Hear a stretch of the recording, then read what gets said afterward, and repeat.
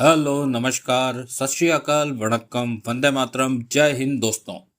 स्वागत है आप सभी का बहुत बहुत गॉगल गुरु ऑडियो बुक चैनल पर। आप सुन रहे हैं हमला एपिसोड नंबर 3। फार्म हाउस और उसके बीचों बीच बने बंगले पर गहरा सन्नाटा छाया हुआ था। रात के 10 बज रहे थे। आम दिनों में फार्म हाउस पर काम करने वाले कर्मचारी रात के इस वक्त आराम से बातें करते थे। थोड़ा बहुत शोरगुल तो होता ही था। ऊपर से फॉर्म का मैनेजर रस्तोगी हर रात पीकर शोर शराबा करता था और अपने मैनेजर होने का एहसास दिलाता था। लेकिन आज वहां कोई भी ना था।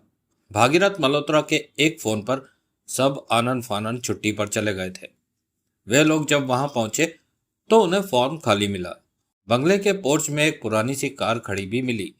बंगले की हालत देखकर स्पष्ट लग रहा था कि भीतर लोग रहते थे। खाने पीने का काफी मात्रा में सामान था वहां। तब तक शाम हो चुकी थी। जगमोहन और सोहनलाल रात के खाने के प्रबंध में जुट गए।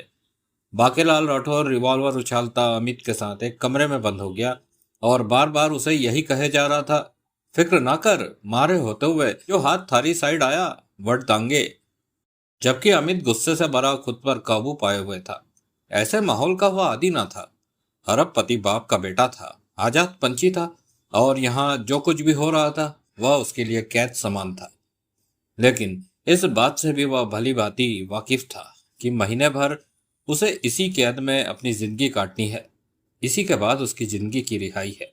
बहरहाल उसकी जान को भारी तौर पर खतरा था और ये लोग उसे बचाने की खातिर यहाँ जमा हुए थे। इस दौरान देवराज चौहान बंगले के आसपास और फार्म हाउस का नक्शा अपनी निगाहों में बिठाता रहा। वह यहाँ की हर जगह से अच्छी तरह वाकिफ हो जाना चाहता था। बंगले के पीछे सर्वेंट क्वार्टर थे। एक नीचे कमरा, एक ऊपर कमरा, इस तरह के 4 सेट। दूर दूर तक खाली खेत थे। फसलों की कटाई हो चुकी थी। 2 घंटे बाद देवराज चौहान ने फार्म हाउस के बंगले में प्रवेश किया। जगमोहन और सोहन चलताऊ खाना तैयार कर चुके थे। देवराज चौहान अमित के पास पहुंचा। बाकेलाल राठौर सतर्क अंदाज में उसके सिर पर सवार था। यह जगह हमारे लिए बहुत बढ़िया है। देवराज चौहान सिगरेट सुलगाकर बैठता हुआ बोला, जो भी इस तरफ आएगा वह दूर से ही नजर आ जाएगा, लेकिन हमें पहरेदारी दिन रात करनी होगी, हर तरफ नजर रखनी होगी, हर पल चौकस रहना होगा। फिक्र नहीं, हम तो 2-2 रातें एक साथ जाग सकता है, हमारी सेहत पे कोई फर्क ना पड़ो। मन ने इस छोरे की कोई फिक्र नहीं, किसी ने बुरी नजर भी इस पे डाली तो उसकी मुंडी ही उखाड़ दूंगा, वट के रख दूंगा। बाकेलाल राठौर की आवाज में वहशी भाव चमकने लगे थे। देवराज चौहान जानता था कि यह खतरनाक इंसान है, कुछ भी कर सकता है। थापड़ ने इसे यूं ही उसके हवाले नहीं किया।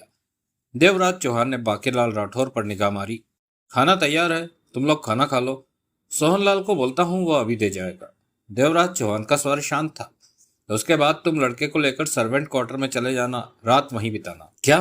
बाकेलाल राठौर ने देवराज चौहान को घूरा। सर्वेंट क्वार्टर बंगले के पिछले हिस्से में बने हुए हैं। देवराज चौहान ने उसकी आंखों में झांका। और हम तीनों इसी बंगले पर मौजूद रहेंगे, लाइटें जलती रहेंगी, पहरा जारी रहेगा। बाकेलाल राठौर एकाएक खोले से हंस पड़ा। समझा, सब समझ गया, मान गए, दूर की खेलते हो। मैंने तो पहले ही पता था कि तू छोटी मोटी चीज नहीं है। जब मारे साहब जी थारे से दबकर बात करे तो तब ही मारे को लग गया था कि थारी उड़ान कुछ ऊंची है, और इब्तताक भी लिया। बाकेलाल राठौर हाथ में थमी रिवॉल्वर उछाले जा रहा था। थारा मतलब कि जो इस छोरे के वास्ते आवे वो बंगले में झांके, यह ना सोचे कि छोरा सर्वेंट क्वार्टर में पड़ेला है। देवराज चौहान ने सिर हिलाया। अभी तो मामला शुरू हुआ है, शायद 2-4 दिन कुछ ना हो, लेकिन कुछ होने पर भी तुम हर हालत में लड़के के साथ सर्वेंट क्वार्टर में ही रहना।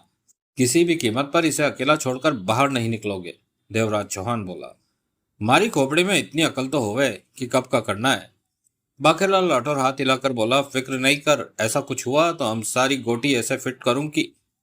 मैंने कहा है तुम्हें इस लड़के के साथ सर्वेंट क्वार्टर में ही रहना है, बाहर कुछ भी होता रहे, दिन होने पर ही बाहर आना है।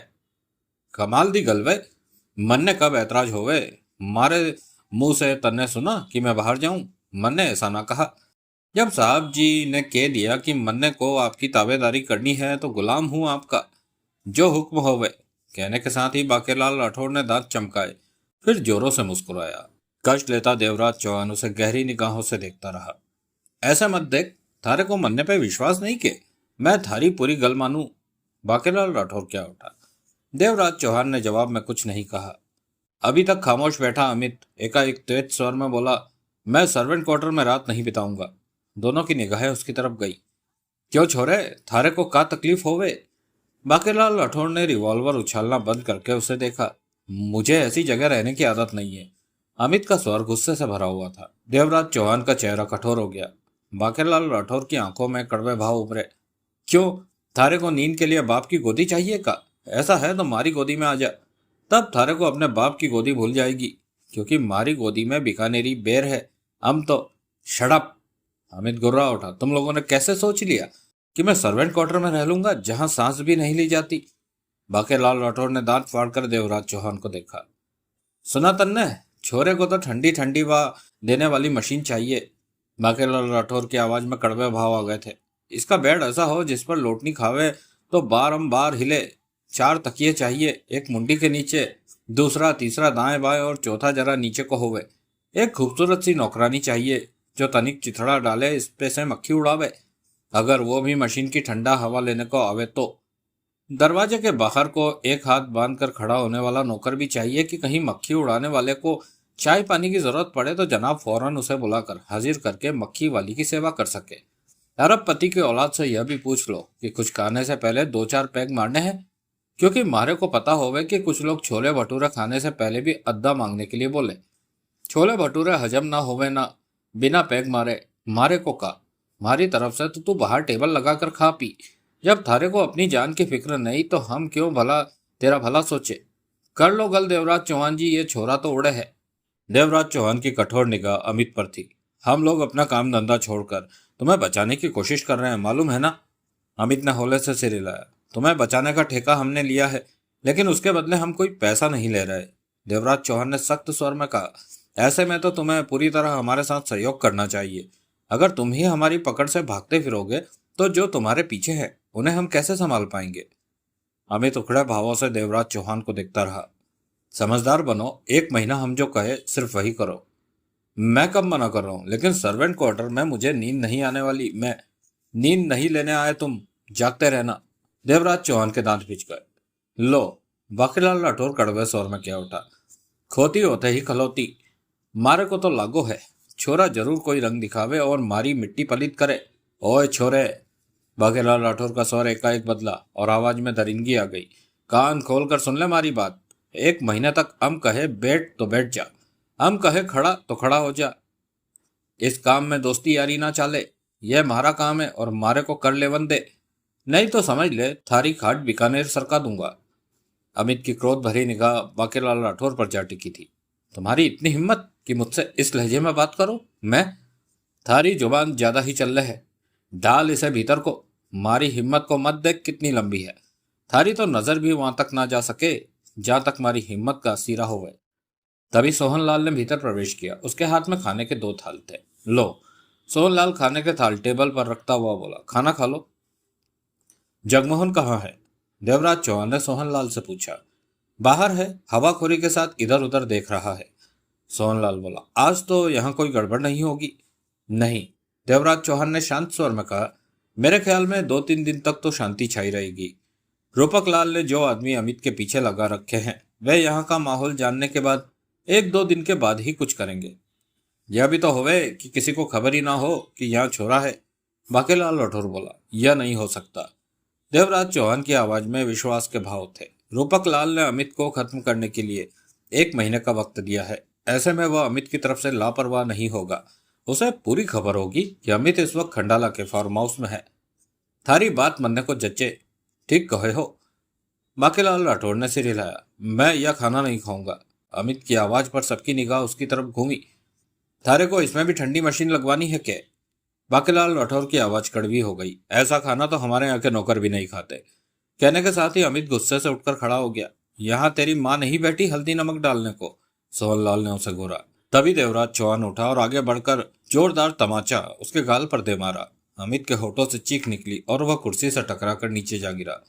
उसके गिरते ही देवराज चौहान ने उसकी कमीज का कॉलर पकड़कर उठाया और लगातार 2-3 थप्पड़ उसके चेहरे पर दे मारे। अमित पुनः गिरता अगर देवराज चौहान ने उसका कॉलर ना पकड़ रखा होता तो। इतने में ही अमित की हालत खस्ता हो गई। होठों से खून बहने लगा। हम जो कहते हैं वही तुझे करना होगा। देवराज चौहान के होठों से दरिंदगी भरा स्वर निकला। आजा पुत्र आजा, बाकेलाल राठौर बोला। मारे को और गुस्सा मत दिला, बैठ जा, दोनों साथ साथ खाना खाते हैं। मारे को तो खाना खाने को बहुत मजा आवे, बस भूख लगी होवे। देवराज चौहान ने कुर्सी सीधी की और अमित को कॉलर से पकड़कर कुर्सी पर बैठा दिया। खा ले, अब महीना भर तो थारा बाप भी थारे सिर पर हाथ फेरन नहीं आवे। अच्छा छोरा बन जा, नहीं तो हमारे पास घुमाने के लिए कई तरह के डंडे हैं। खा ले, शुरू कर, खाकर मेरे को मिलना। सोहनलाल मुस्कुराया। मेरे पास गोली वाली सिगरेट है जिससे सारी तकलीफें दूर हो जाती है।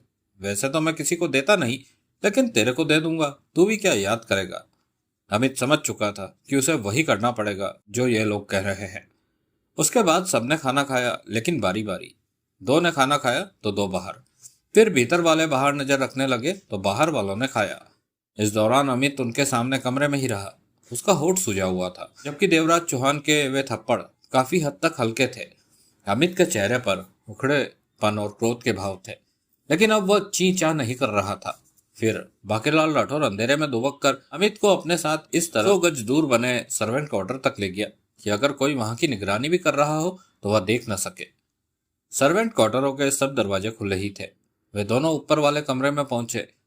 चंद्रमा की हल्की रोशनी छोटी सी खिड़की के माध्यम से दिल को तसल्ली देने वाली रोशनी कर रही थी। ओए छोरे, बाकेलाल राठौर ने दीवार के साथ सटी चारपाई की तरफ इशारा किया। पड़ जा इस खटिया पर। मशीन वाली ठंडी हवा इस खिड़की से आवेगी और मक्खियां उड़ाने वाली कम कपड़े पहनने वाली छोरी मेरे को समझ ले। मैं तेरी तबीयत हरी कर दूंगा नन्हे लाल। चल, वह जो चादर पड़ी है बिछा ले। अमित ने आहत भाव से बाकेलाल राठौर को देखा। मेरा थोबड़े को क्या देखता, जो कहा है वह कर। बाकेलाल राठौर की आवाज सख्त हो गई। मुझे कब तक इस तरह रहना पड़ेगा? अमित ने गहरी सांस लेकर कहा। 1 महीना। थारे बापू ने यूं समझ पट्टे पर लिख कर थारे को हमारे हवाले किया है कि 1 महीना हम बेशक थारे को नंगा भी नचाए तो उसे कोई ऐतराज ना होगा। शर्त यह है कि थारे को जब थारे बाप के हवाले करे तो थारी सांसें चल रही हो, और सांसें थारी तब चलती रहेगी जब तू हमारे हाथों के तले रहेगा, हमारी बात को मानेगा। अमित ने कुछ ना कहा। यो भी सुन ले छोरे। बाकेलाल राठौर ने हवा में उछलती रिवॉल्वर को रोका। मन ने थारे हाथ पैर ना बांध रखे, अब जब भी जी चाहे भागे, मारे को क्या। मरे तू जिए तू, यो थारी कैद नहीं है, थारी सुरक्षा है। मानेगा तो बचेगा, नहीं तो ताल ठोक कर लदेगा। मारे को का। अमित ने कुछ ना कहा और चारपाई पर पड़ी चादर को ठीक से बिछाने लगा। बिछानी आवे कि यो काम भी मक्खी उड़ाने वाली ही करो, बाकेलाल राठौर कड़वे स्वर में बोला। अमित ने ठीक तरह से चादर बिछा ली और चारपाई पर बैठ गया। एक गल थारे को और बता दूं, बाकेलाल राठौर उसके कंधे पर हाथ रखकर शांत स्वर में बोला। वह जो है ना देवराज चौहान, वही थारे को बचाएगा। वह बोलेगा तो हम थारे की भी गर्दन काट देवे, समझा। वह जो बोले उसकी सुन और मान। अभी तो उसने थारे को 2-3 थप्पड़ मारे हैं, वह तो थारी टांग तोड़कर 2 महीने के लिए भी लिटा देगा। ठीक से समझ ले, मारे को तकलीफ मत देना टांग तोड़ने के वास्ते। अमित कुछ ना बोला। बाकेलाल राठौर ने इधर उधर नजर मारकर कोने में पड़ी टूटी फूटी कुर्सी को थोड़ा सा दुरुस्त किया और उस पर बैठ गया। रिवॉल्वर को अंधेरे में भी हवा में नचा रहा था। वह निश्चिंत था। बाकेलाल राठौर को पूरा विश्वास था कि आज रात तो कुछ भी नहीं होगा। सोहनलाल आराम से एक कमरे में मौजूद डबल बेड पर सो गया था। जगमोहन रिवॉल्वर के साथ बंगले की छत पर था और हर तरफ नजर रखे था। देवराज चौहान कुर्सी डाले बंगले के मुख्य द्वार के सामने खुले में था। कुछ देर बाद बार बार उठकर वह राउंड भी लगा लेता था। वैसे भी उन्होंने वहां बंगले के बाहर जहां तक जरूरत महसूस की थी वहां बल्ब लगाकर रोशनी कर दी थी। ऐसे में कोई उनकी नजरों में आए बिना छिपकर बंगले तक आसानी से नहीं पहुंच सकता था। इस वक्त रात के 11:30 बज रहे थे। सूरज सिंह जब खंडाला पहुंचा तो रात के 12 बज रहे थे। वह तेज रफ्तार से आया था और रास्ते में कुछ देर के लिए ही कार रोकी थी खाना खाने के लिए। तयशुदा जगह पर सूरज सिंह अपने भाई सुजान सिंह से मिला। दोनों सगे भाई थे और सुजान सिंह सूरज सिंह से 1 साल बड़ा था। दोनों में खासी पटती थी। एक दूसरे के बिना वह खुद को अधूरा सा महसूस करते थे। दोनों ने मिलकर अंडरवर्ल्ड में अपनी धाक जमा रखी थी। दूसरे उनका लोहा मानते थे। इन दोनों के बारे में यह बात आम थी कि ये जो काम हाथ में ले लेते हैं उसे पूरा करके रहते हैं। दोनों ही 1 नंबर के खतरनाक दरिंदे थे। आज तक ऐसा कोई काम नहीं बचा था जो करना बाकी रह गया हो। हर रंग से दोनों ने अपना मुंह रंग रखा था। मिलते ही सुजान सिंह बोला, तेरे को आने की क्या जरूरत थी, मैं सब देख लेता। यह कौन सा बड़ा मामला है, तू चूक रहा है भाई। वे लोग उस लड़के को बचाने के लिए फॉर्म पर लाए हैं, वे 4 हैं, तूने ही तो बताया था।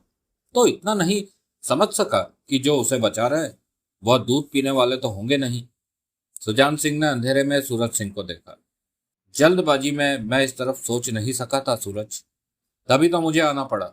मैं उसी समय समझ गया भाई चूक कर रहा है। अब मैं साथ हूं, दोनों मिलकर सब संभाल लेंगे। भागीरथ के लड़के को खत्म करने की बात होती तो मामला कुछ और होता।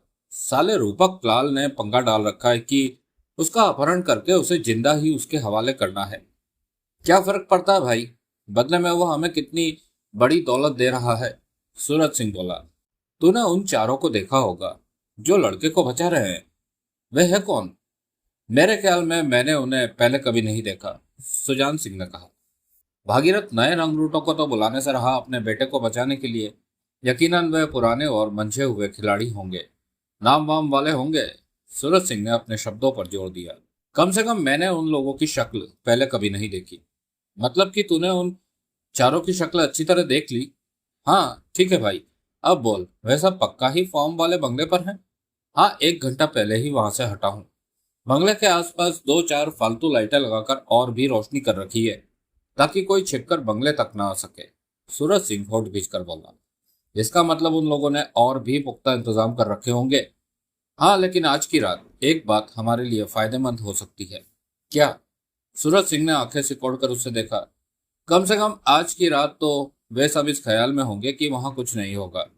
रूपक लाल के आदमी इतनी जल्दी एकदम से बंगले पर धावा नहीं बोलेंगे, पहले 1-2 दिन हवा का रुख देखेंगे। इस सोच के साथ वे यकीनन कुछ हद तक तो लापरवाह होंगे और हम उनकी इस लापरवाही का फायदा उठा सकते हैं। तू ठीक कहता है भाई, हम दोनों 6 के बराबर हैं और वे तो 4 हैं। चले? सुजान सिंह की आंखों में खूंखारता के भाव चमके। हाँ, मेरी कार का इंजन गर्म है, इसे यहीं रहने दे। तेरी कार ले चलते हैं। कितनी देर का रास्ता है? सिर्फ 20 मिनट का। दोनों कार में बैठे। सुजान सिंह ने कार आगे बढ़ा दी। मुख्य सड़क से जहां से फॉर्म पर जाने का रास्ता शुरू होता था, सुजान सिंह ने वहीं कार रोकी और इंजन बंद करके सिगरेट सुलगाई। चेहरे पर मरने मारने के भाव उभरे पड़े थे। सूरज सिंह ने आसपास देखा। हर तरफ घुप अंधेरा था। जो सामने कच्ची सड़क जा रही है या करीब आधा किलोमीटर से कुछ ही ज्यादा है, उसके बाद फॉर्म वाला हिस्सा शुरू हो जाता है और वहां से बंगला भी नजर आता है। सुजान सिंह होठ खींचकर बोला। सूरज सिंह दरवाजा खोलकर कार से बाहर आया। सुजान सिंह भी निकला। फसलें कटी पड़ी है, सारी जगह वीरान नजर आती है, यानी कि हमें दूर से ही देखा जा सकता है। तभी देखा जा सकता है जब वे लोग जाग रहे हो, पहरा दे रहे हो। सूरज सिंह का स्वर कड़वा था। वे 4 है, कोई तो जाग रहा होगा। आज उनका पहला दिन है। उन्हें यकीन होगा कि पहले ही दिन यहाँ पर भागीरथ के लड़के को छीनने की कोशिश कोई नहीं करने वाला। जो भी आएगा वो मुकम्मल योजना बनाकर तैयारी के साथ आएगा और शायद 2 दिन बाद आएगा। उनकी इस लापरवाही का पूरा फायदा उठाना है हमें, लेकिन उन्हें बेवकूफ नहीं समझना है। सूरज सिंह के दांत भींचते चले गए। जो लोग उस लड़के को लेकर ऐसी वीरान जगह आ गए हों, वे हौसले वाले होंगे। सुजान सिंह के चेहरे पर क्रूरता के भाव उभरे। हमसे ज्यादा हौसला होगा उनमें? भाई, सूरज सिंह ने अंधेरे में सुजान सिंह पर निगाह मारी। हौसला कब कौन दिखा जाए पता नहीं चलता। याद नहीं, पिछली बार मरियल से शराबी ने हम दोनों पर ही रिवॉल्वर तान दी थी। वह हरामी तो हम दोनों को गोली से भी उड़ा देता। खैरियत रही कि मैंने जलती सिगरेट फेंकी जो उसके गाल में लगी और तुमने उसे दबोच लिया। आओ यहाँ से पैदल चलते हैं। कार ले गए तो बाजा बजाने वाली बात हो जाएगी इस वीराने में। दोनों अंधेरे से भरी पगडंडी पर आगे बढ़ गए। रात का 1 बज रहा था। वैसे यह वक्त अच्छा है हमला करने का। वे लोग अवश्य लापरवाह होंगे। कौवे की चोंच जैसी नाक पर हाथ फेरता सूरज सिंह भीचे स्वर में कह उठा, हो सकता है वे लोग टुन्न होकर लुढ़के पड़े हों। ख्वाब में चिचड़े मत देखा कर, सुजान सिंह ने सर्द स्वर में कहा। सपने देखने बंद कर दे, नहीं तो अभी तो कहने लगेगा कि फॉर्म के बंगले पर पहुंचते ही लड़का बाहें फैलाए खड़ा होगा और हमें देखते ही हमारे गले आ लगेगा और कहेगा कि मैं तुम लोगों का ही इंतजार कर रहा था। चलो, मुझे रूपक लाल के पास ले चलो। अंधेरे में सूरज सिंह के होठों पर जहरीली मुस्कान नाच उठी। कोई बड़ी बात नहीं भाई कि अगर ऐसा भी हो जाए। यह क्यों नहीं सोचता कि उनकी गोली तेरे सीने में लगेगी और मुझे तेरी लाश छोड़कर भागना पड़ेगा। भाई, सूरज सिंह का स्वर वैशी हो गया। मैं तेरी तरह पागलों वाली बातें नहीं सोचता। मैं तो काम की बात सोचता हूँ।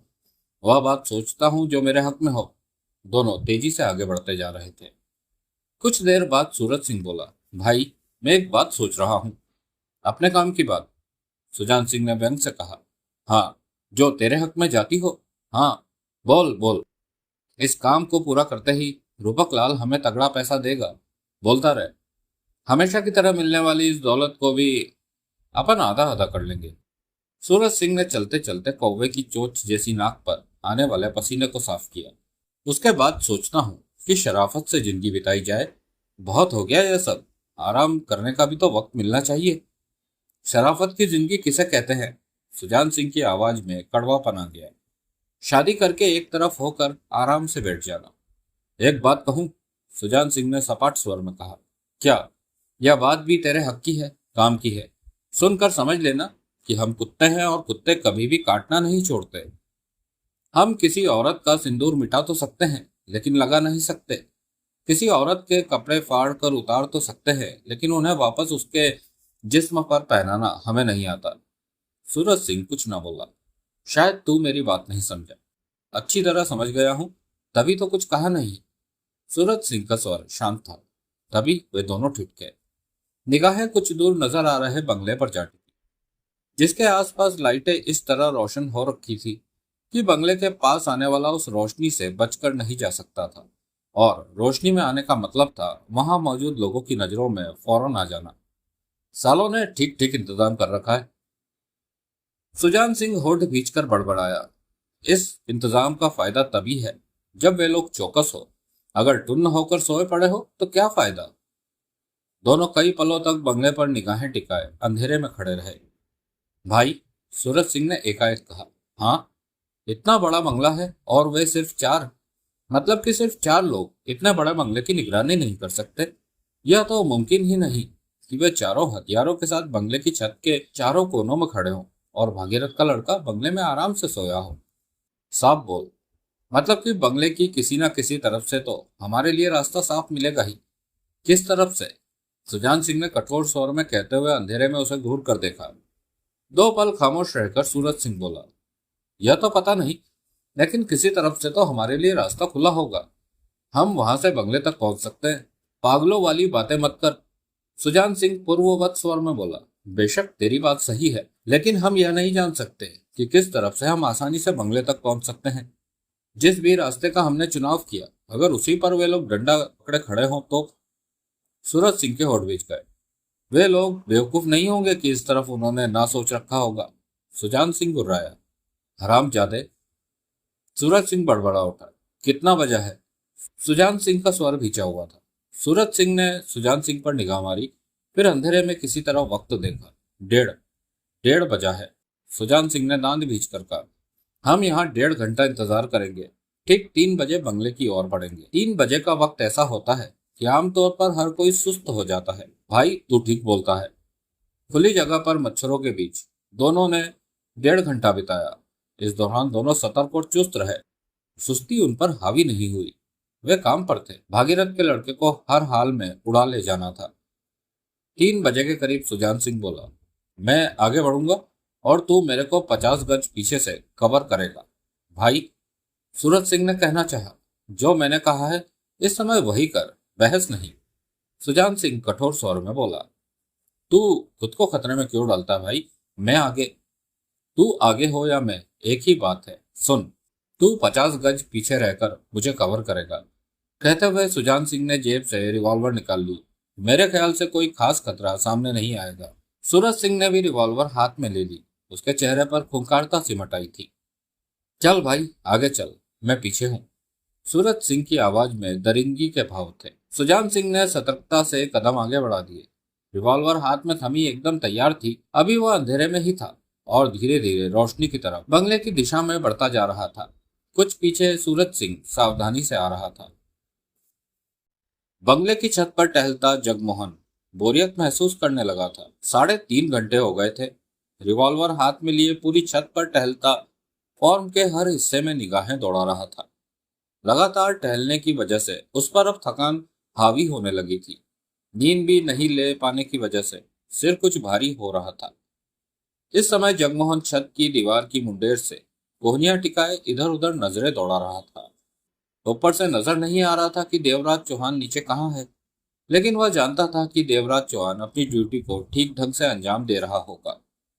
जगमोहन एकाएक अपनी जगह से हिला और छत पर घूमता हुआ फॉर्म के दूसरे हिस्सों पर नजर मारता हुआ दीवार के साथ साथ घूमने लगा। बंगले के आसपास फैली बल्बों की मध्यम रोशनी की वजह से आसपास निगाह रखने में किसी तरह की कोई परेशानी नहीं हो रही थी। सुजान सिंह दबे पांव आगे बढ़ता बंगले के बहुत करीब आ गया था। सामने ही बंगले की रोशनियां थी। चंद पलों तक ठिठक कर पैनी निगाहों से वह बंगले को देखता रहा, फिर रिवॉल्वर संभाले आगे बढ़ा। वह जानता था कि सूरज सिंह मुनासिब फासला रखे पीछे आ रहा होगा, लेकिन सुजान सिंह यह नहीं जानता था कि पिछले 5 मिनट से वह देवराज चौहान की निगाहों में है। देवराज चौहान पिछले 2 घंटों से बंगले से कुछ दूर रोशनी खत्म होने पर जहां से अंधेरे वाला हिस्सा शुरू होता था वहां मौजूद था। अंधेरे में रहकर ही बंगले की निगरानी कर रहा था। देवराज चौहान यह सोचकर अंधेरे में आया था कि जो भी आएगा वह अंधेरे से आएगा और उसकी निगाह बंगले पर और उसके बंगले और बंगले के आसपास हो रही रोशनी पर होगी। वह सोच भी नहीं सकेगा कि बंगले वाला कोई इंसान अंधेरे में रहकर भी पहरेदारी कर रहा होगा, और हुआ भी यही। सुजान सिंह यह ना सोच सका कि कोई अंधेरे में भी हो सकता है। देवराज चौहान की तीखी निगाह सुजान सिंह पर थी और उसके हाथ में दबी रिवॉल्वर का भी एहसास वह पा चुका था। वह फौरन इस बात को समझ गया कि यह रूपक लाल का भेजा आदमी है, लेकिन उलझन में वह इसलिए घिरा कि वह अकेला था। देवराज चौहान के हिसाब से इस तरह किसी का अकेले आकर हमला बोलना सिरे से ही गलत था। देवराज चौहान ने खोज भरी निगाह दूर दूर तक मारी, परंतु अंधेरे की वजह से कुछ पीछे मौजूद सूरज सिंह नजर नहीं आया। सूरज सिंह के नजर न आने की खास वजह यह भी थी कि वह देवराज चौहान को देख चुका था। देवराज चौहान ने जब किसी अन्य की तलाश में इधर उधर नजर मारी तो वह फौरन जमीन पर लेट गया था, नहीं तो खुली जगह में चंद्रमा की रोशनी में वह आसानी से देवराज चौहान की निगाहों में आ जाता। सूरज सिंह समझ गया कि वक्ती तौर पर भाई खतरे में है, लेकिन वह निश्चिंत था कि जब तक वह पीछे है भाई का बाल भी बाका नहीं हो पाएगा। देवराज चौहान दबे पांव सुजान सिंह के पीछे बढ़ रहा था और दूरी पर रहकर सूरज सिंह दांत भींचे रिवॉल्वर थामे देवराज चौहान के पीछे था। सुजान सिंह बंगले के आसपास फैली रोशनी के 10-12 कदम ही दूरी पर था कि बे आवाज बेहद करीब आकर देवराज चौहान ने अपने हाथ में दबी रिवॉल्वर सुजान सिंह की कमर से लगा दी। सुजान सिंह के मस्तिष्क को झटका लगा। वह फौरन ठिठक गया। पीछे सूरज सिंह था और सुजान सिंह जानता था कि सूरज सिंह ऐसी बेवकूफाना हरकत नहीं कर सकता। उसे तो मजाक करने की भी आदत नहीं है, मतलब कि गड़बड़ है। हिलना मत। देवराज चौहान का भीचा स्वर उसके कानों में पड़ा। सुजान सिंह की आंखें सिकुड़ी। कौन हो तुम? सुजान सिंह का स्वर सख्त था। यही सवाल मैं तुमसे करना चाहता हूं कि तुम कौन हो और रिवॉल्वर लेकर यहाँ क्या करने आए हो? सुजान सिंह के दांत भिज गए। उसके दिलो दिमाग में बिल्कुल डर नहीं था, क्योंकि पीछे सूरज सिंह था और वह वक्त आने पर हर इंसान को अपने कब्जे में ले सकता था। मेरा नाम सुजान सिंह है। यहाँ क्या कर रहे हो? सैर, सुजान सिंह ने लापरवाही से कहा। देवराज चौहान की आंखों में दरिंदगी से भरी चमक उभरी। सैर तो तुम्हारी मैं अब कराता हूँ। अपनी रिवॉल्वर जरा नीचे गिरा दो। देवराज चौहान ने दांत भींच कर कहा। मैं बिना रिवॉल्वर के सैर नहीं करता। सुजान सिंह का स्वर खतरनाक था। तो रिवॉल्वर के साथ सैर करोगे? देवराज चौहान की आवाज में वहशीपन आ गया। हाँ ठीक है, ऐसे ही आगे बढ़ो, लेकिन अपनी रिवॉल्वर को संभाल कर रखना। देवराज चौहान के होठों से गुर्राहट निकली। शरीफों की तरह आगे बढ़ो। देवराज चौहान ने रिवॉल्वर का दबाव उसकी कमर पर पड़ाया। मेरे से ज्यादा शरीफ तुम्हें ढूंढे नहीं मिलेगा, सुजान सिंह ने व्यंग भरे स्वर में कहा और आगे बढ़ा। देवराज चौहान उसकी कमर से रिवॉल्वर सटाए सावधानी से एक कदम पीछे चल रहा था। तुम भागीरथ के लड़के की पहरेदारी करने वालों में से हो? एकाएक सुजान सिंह बोला। देवराज चौहान के चेहरे पर कुटिलता भरी मुस्कान उभरी। मुझे मालूम था कि तुम इसी काम के लिए आए हो, लेकिन हैरानी है कि तुम्हारा कोई संगी साथी नहीं। मैं अकेला ही काफी हूँ। सुजान सिंह ने कड़वे स्वर में कहा। जन्म से ही बहादुर हो? आखिर पहचान ही लिया तुमने। दोनों बंगले के गिर्द फैली रोशनी के दायरे में आ गए थे। ठीक इसी वक्त बंगले की छत पर खड़े जगमोहन की निगाह दोनों पर पड़ी तो वह चौंका। रिवॉल्वर थामे सावधान हो गया। नजरें देवराज चौहान और सुजान सिंह पर जा टिकी। वह लड़का कहाँ है? अमित नाम है ना उसका? सुजान सिंह बोला। यही नाम है। वह बंगले में है, चलते रहो, अभी तुम्हें उसके गले मिलवाता हूँ। देवराज चौहान ने दांत भींचकर कहा। सुजान सिंह उसी पल ठिठका।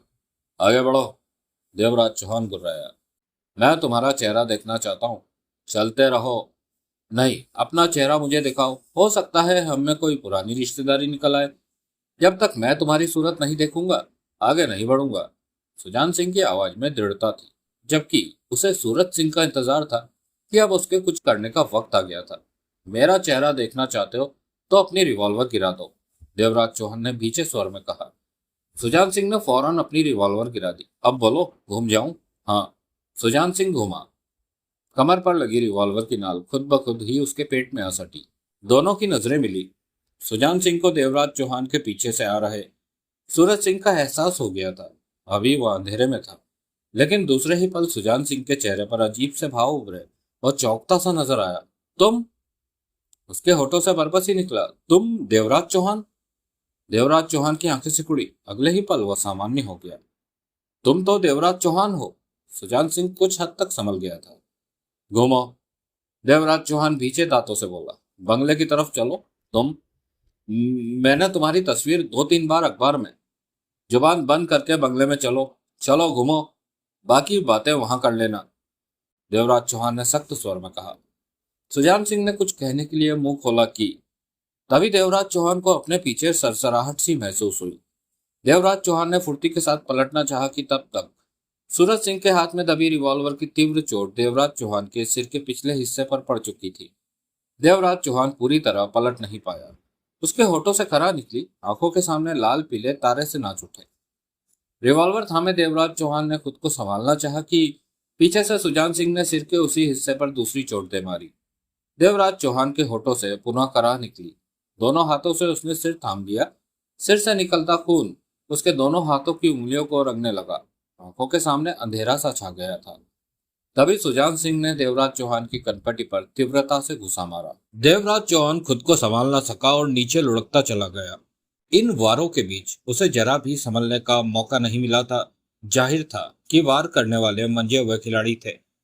जगमोहन दांत पीछे छत पर खड़ा यह सब कुछ होता देख रहा था। चूंकि बंगले के ऊपरी हिस्से की तरफ अंधेरा था, इसलिए जगमोहन का दिखाई दे पाना संभव ही नहीं था। सूरज! सुजान सिंह के दांत भींचे हुए थे। भाई! सूरज सिंह की आवाज में खतरनाक भाव थे। दोनों स्पष्ट रूप से रोशनी में पूरी तरह चमक रहे थे। यहाँ के हालात बहुत खतरनाक हैं। जानते हो यह कौन है जो गलती से हमारे हत्थे चढ़ गया? तुम इसे देवराज चौहान कह रहे थे, सूरज सिंह ने पूर्ववत स्वर में कहा। देवराज चौहान है यह? हाँ, बुरी तरह बच गए, वरना यह तो इतना खतरनाक है कि इससे पार नहीं पाया जा सकता। अब तो पार पा लिया। सूरज सिंह की आवाज में दरिंदगी के भाव थे। गलती से पा लिया, नहीं तो यह हमें पार कर देता। सुजान सिंह की निगाह बंगले पर फिरने लगी। यह भागीरथ के बेटे को बचा रहा है तो इसके साथी भी खतरनाक होंगे। इससे ज्यादा खतरनाक तो नहीं होंगे। सूरज सिंह के दांत भींचे हुए थे। गलती से मक्खी मुट्ठी में आ गई तो खुद को बहादुर मत समझ। सुजान सिंह बंगले की तरफ देखते हुए किसी अन्य इंसान की झलक पाने की चेष्टा कर रहा था। लापरवाही मत करना, संभल कर रहना। बंगले में और भी खतरे हो सकते हैं। देवराज चौहान के यहाँ होने का मतलब है कि पहरा दिया जा रहा है। बंगले की तरफ चल भाई, देख लेंगे। सूरज सिंह ने आगे बढ़कर नीचे पड़े देवराज चौहान को चेक किया। क्या देख रहा है? सुजान सिंह बोला। इतने तगड़े वारों के बाद भी गहरी बेहोशी नहीं है। आधे घंटे में ही इसे होश आ जाएगा, सूरज सिंह सीधा होता हुआ बोला। आधा घंटा हमारे लिए, खत्म कर दूं इसे? सूरज सिंह दरिंदगी से बोला। पागल ना बन, गोली चलाएगा तो आवाज होगी, इसके साथियों को गड़बड़ का पता चल जाएगा। हम यहाँ उस लड़के को लेने आए हैं, देवराज चौहान को मारने नहीं। जल्दी आ। कहने के साथ ही सुजान सिंह ने नीचे पड़ी रिवॉल्वर उठा ली। दोनों तेजी से पुनः बंगले की तरफ बढ़े। देवराज चौहान रोशनी में बेहोश पड़ा नजर आ रहा था। ठीक उसी समय छत पर खड़े जगमोहन ने दांत भींचकर गोली चला दी, लेकिन निशाना चूक गया। गोली छाती की जगह सुजान सिंह की टांग में जा धंसी। सुजान सिंह चीखा। रिवॉल्वर उसके हाथ से निकल गई और दोनों हाथों से टांग पकड़कर लड़खड़ाता हुआ नीचे जा गिरा। जहां गोली घुसी थी वहां से बहता हुआ खून रोशनी में चमक रहा था। भाई! सूरज सिंह चीखा, उसकी तरफ बढ़ना चाहा। सुजान सिंह तड़प कर बोला, मेरे को मत देख, दूसरी गोली तेरे को भी लग सकती है। उसकी आवाज में पीड़ा के भाव थे। दोनों हाथों से टांग थामे वह दर्द से कराह रहा था।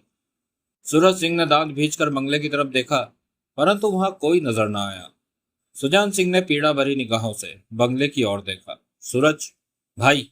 सूरज सिंह की खुंखारता भरी निगाह बंगले की ही तरफ थी। वे लोग छिपे हुए हैं, नजर नहीं आ रहे और हमें देख सकते हैं। बाजी हमारे हाथ से निकल गई है, अब कुछ नहीं हो सकता है। यहाँ से निकल गए, यही बहुत बड़ी गनीमत होगी। सुजान सिंह करा रहा था, देर मत कर, मुझे सहारा दे। जितना वक्त बीतता जा रहा है उतना ही खतरा। सूरज सिंह के होठों से गुर्राहट निकली और वह 2 कदम आगे बढ़े, सुजान सिंह की तरफ बढ़ा। किस्मत अच्छी थी सूरज सिंह की, उसके आगे बढ़ते ही गोली चली थी। अगर वह ना हिलता तो उसका काम तमाम हो जाना था। सूरज जल्दी! पीड़ा से तड़प कर सुजान सिंह बोला, शायद वे हमको घेर रहे हैं। मैं घायल हूं और तुम्हारे लिए अकेले मुकाबला कर पाना संभव नहीं है। अभी वे 3 हैं। फिक्र मत कर भाई। सूरज सिंह दरिंदगी से बोला, एक गोली तो तेरे को लग गई, धोखे से लग गई। अब नहीं लगने दूंगा तेरे को या अपने को गोली। मैं सहारा दे मेरे को। सुजान सिंह की आवाज में पीड़ा का एहसास था।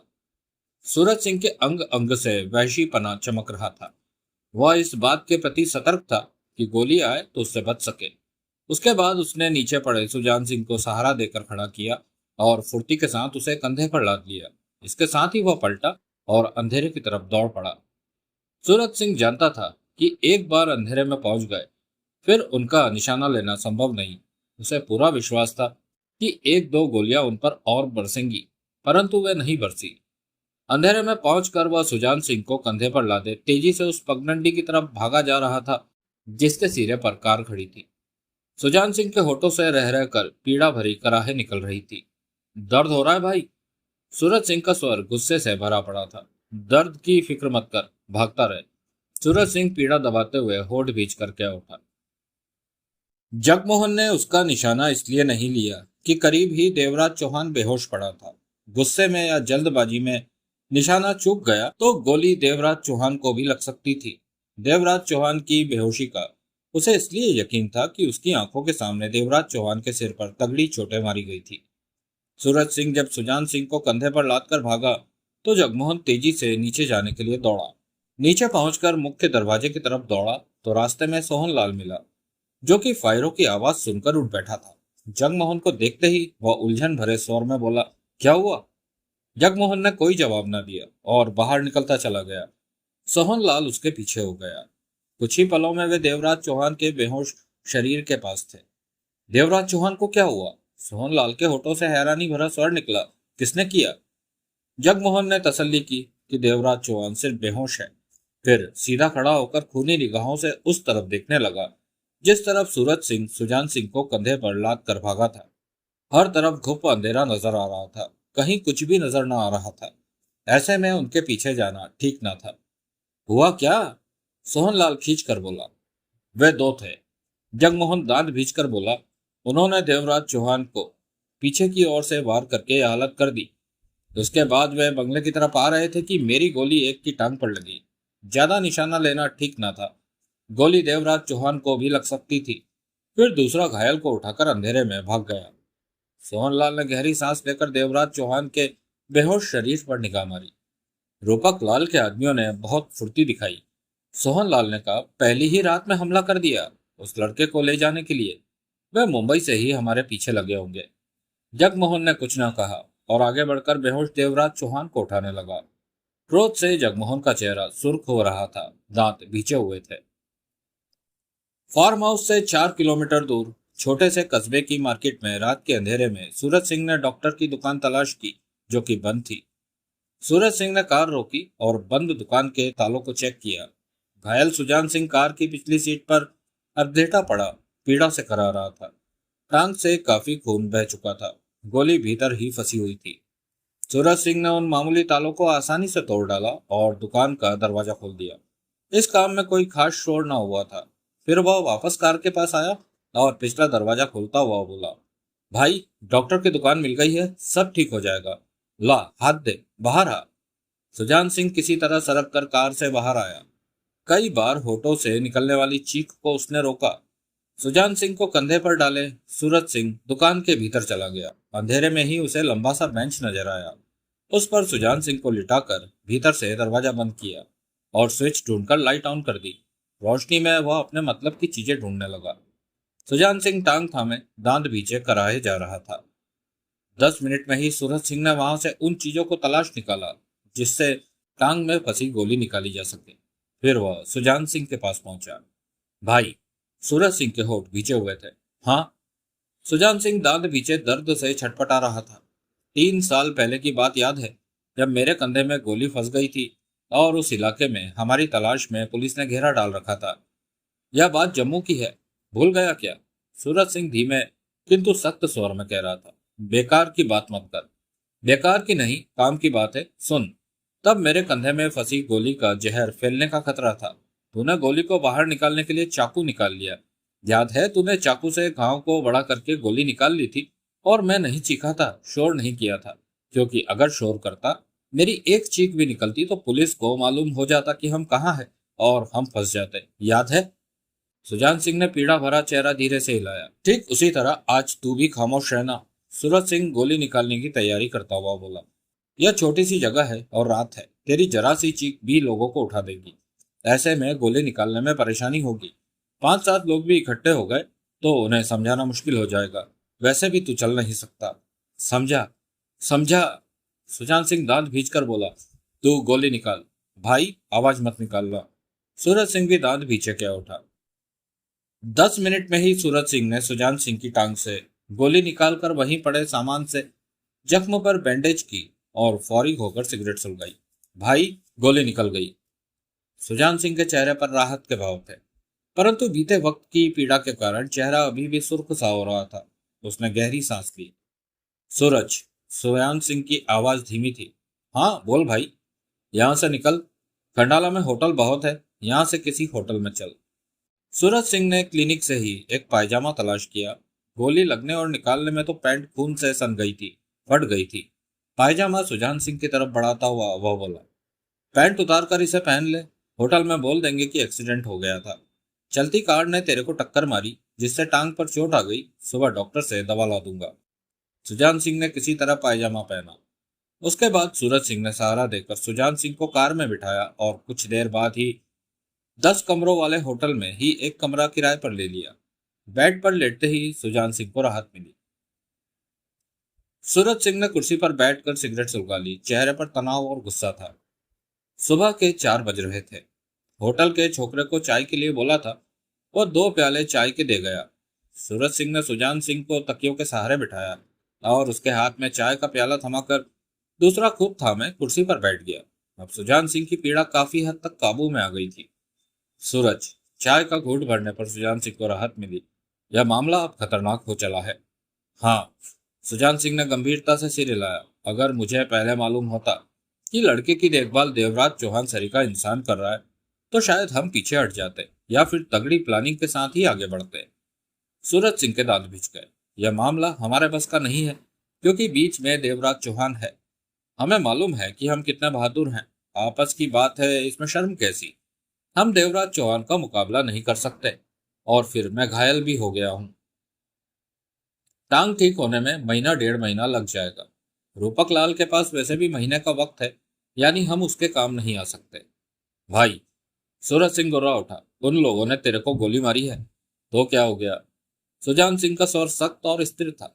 यह क्यों नहीं सोचता कि हम गलती से देवराज चौहान से टकरा बैठे थे?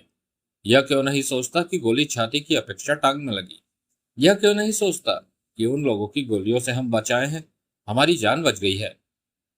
यह क्यों नहीं सोचता कि हम अपनी औकात से बड़े से माथा लगा बैठे थे? बस बेकार की बात यही सोचे जाएगा कि उन लोगों ने गोली मारी और मेरी टांग पर लग गई।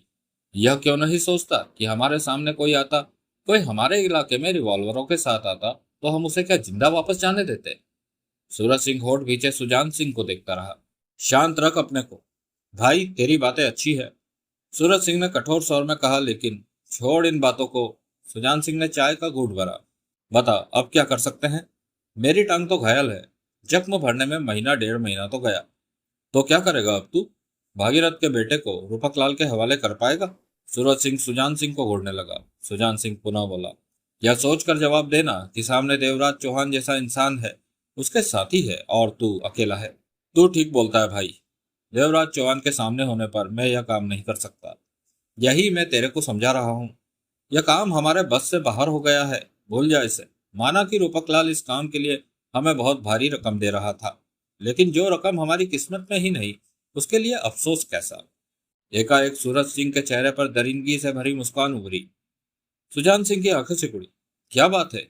क्या हुआ है तुझे? भाई किसी जगह पहुंचने के लिए सिर्फ एक ही रास्ता नहीं होता है, दूसरे रास्ते भी होते हैं। साफ बोल। सांप को चाकू से नहीं, ईंट से मारना ज्यादा आसान होता है। हर जगह चाकू इस्तेमाल नहीं करते। सुजान सिंह आंखें सिकोड़े सूरज सिंह को देख रहा था। मुझे लग रहा है तेरा दिमाग खराब होता जा रहा है। नहीं, वहम मत पाल, मेरा दिमाग ठीक है। सूरज सिंह के चेहरे पर वही मुस्कान थी। मैं तेरे से सिर्फ एक बात पूछना चाहता हूँ कि क्या कोई देवराज चौहान का बाप नहीं है जो उस पर हावी हो सके?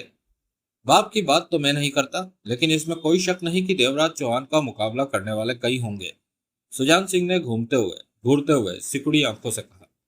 तो फिर ऐसे इंसान को देवराज चौहान के सामने खड़ा करके तमाशा देखते हैं। सूरज सिंह कहर भरी हंसी हंसा। इससे हमें क्या फायदा? फायदा भी हो जाएगा। रूपक लाल से मैं बात करूंगा।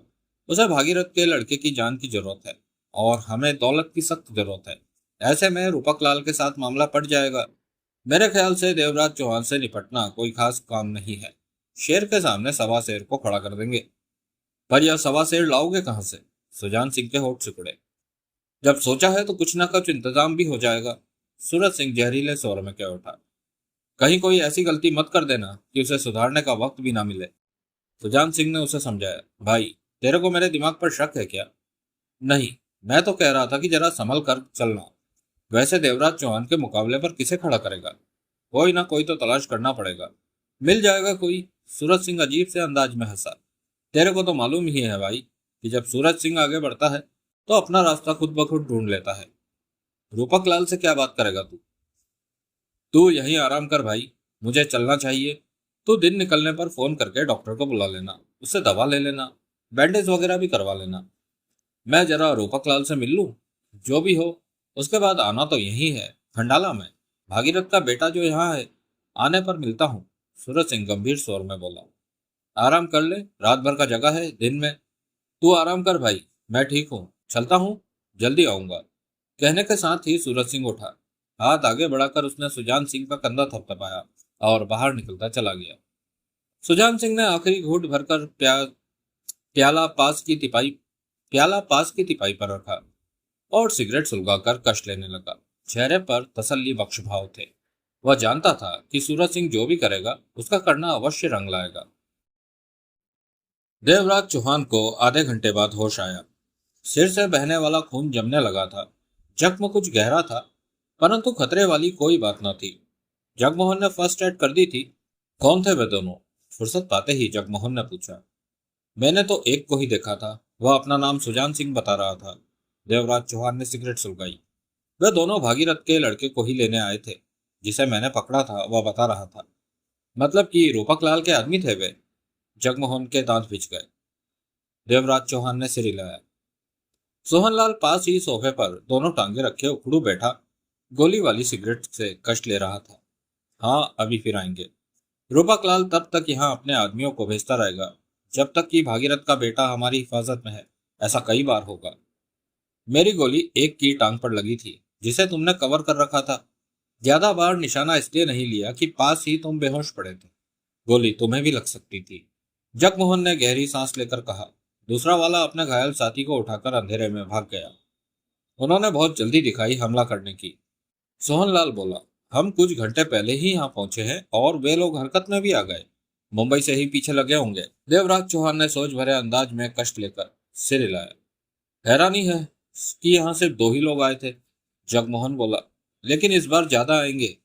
देवराज चौहान ने कहा। वे दोनों इस बात को अच्छी तरह जान गए होंगे कि यहाँ पर लोगों ने ठीक ढंग से घेराबंदी कर रखी है, अब वे उसी हिसाब से चलेंगे।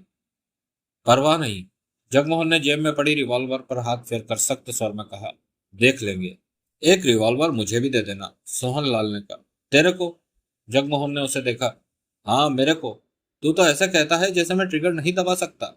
हवा में ही सही, बंदे पर ना सही, गोली तो चला सकता हूँ। तभी बाकेलाल राठौर के पुकारने की मध्यम सी आवाज उन तक पहुंची। देख उसे, वह क्या कह रहा है, सोहनलाल बोला। जगमोहन उठकर बंगले के पीछे वाले कमरे में पहुंचा और खिड़की खोली।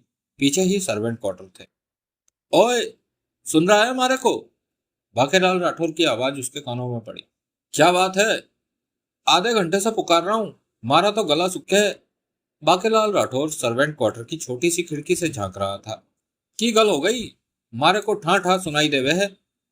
जगमोहन ने कम शब्दों में ऊंचे स्वर में उसे मामला बताया। मारा तो दिल खुश हो गया कि तन्ने उसकी टांग पर ठा कर दी। मन ने तब और भी खुशी होती अगर तू उस हरामजादे की छाती पर ठा कर देता। बाकेलाल राठौर का स्वर आया। अगली बार छाती पर कर देंगे, वाट दांगे, फिक्र नहीं करना, मारे होते हुए डरना नहीं। जगमोहन ने गहरी सांस ली और खिड़की से पलट गया। सूरज सिंह जब मुंबई स्थित रूपक लाल चंदोलिया के विशाल बंगले पर पहुंचा तो रूपक लाल को बेचैनी से टहलते पाया। नौकर उसे रूपक लाल के पास छोड़ गया था। रूपक लाल चंदोलिया की आंखों से स्पष्ट लग रहा था कि रात भर वह ठीक से नींद भी नहीं ले पाया था। इसी वजह से उसका चेहरा फीकेपन से भरा पड़ा था, बाल भी बिखरे से पड़े थे। आधी रात के बाद से वह दोनों भाइयों के फोन आने का इंतजार कर रहा था। बार बार उसकी निगाह फोन पर जाती, दो चार बार घंटी भी बजी तो वह किसी और का था। और अब सूरज सिंह के आने की खबर मिली। रूपक लाल चंदोलिया उसके आने से ही समझ गया कि दोनों भाई अपने काम में सफल नहीं हुए। सफल हुए होते तो उसी वक्त फोन करके नोट गिनकर रखने को बोल देना था। सूरज सिंह के सामने आते ही रूपक लाल चंदोलिया का चेहरा कठोर हो गया। गाउन की जेबों में पड़े दोनों हाथ कसकर मुट्ठियों की शक्ल में भीज गए। आ गए तीर चलाकर? रूपक लाल चंदोलिया दांत पीस कर बोला। चलाकर नहीं, खाकर। सूरज सिंह विशेले स्वर में बोला। मैंने पूछा है काम क्यों नहीं हुआ? रूपक लाल का स्वर सख्त था। हो गया था। सूरज सिंह ने रूपक लाल को शहद लगाना शुरू कर दिया। हो गया था? रूपक लाल चंदोलिया चौंका। हाँ। सूरज सिंह ने अपनी नींद से भरी आंखों को मसला और सिगरेट सुलगा ली। अमित हमारे हाथ लग गया था, उसे लेकर हम भाग भी निकले थे। सूरज सिंह ने शहद की मात्रा बढ़ा दी। फिर? रूपक लाल चंदोलिया ने सूखे होठों पर जीभ फेरी। लेकिन उसकी सुरक्षा करने वाले भी सतर्क थे। हम उनकी नजरों में आ गए। उन्होंने गोलियां चलाई। हमने बचने की बहुत कोशिश की, बच भी जाते, लेकिन आपके कारण लड़का हमारे हाथ से निकल गया। मेरे कारण? रूपक लाल चंदोलिया का स्वर अजीब सा हो गया। हाँ, आपको अमित जिंदा चाहिए था। अगर हम उसे लेकर इसी तरह भागते रहते तो पीछे से चलाई गई कोई भी गोली अमित को लग जाती। गोली अमित को ना लगे, इसलिए उसे छोड़कर हमें वहां से निकलने को मजबूर होना पड़ा। सूरज सिंह ने सारा शहर ही रूपक लाल पर उंडेल दिया। रूपक लाल चंदोलिया के दांत भिज गए। सूरज मन ही मन मुस्कुराया। रूपक लाल शहद को चाट रहा था।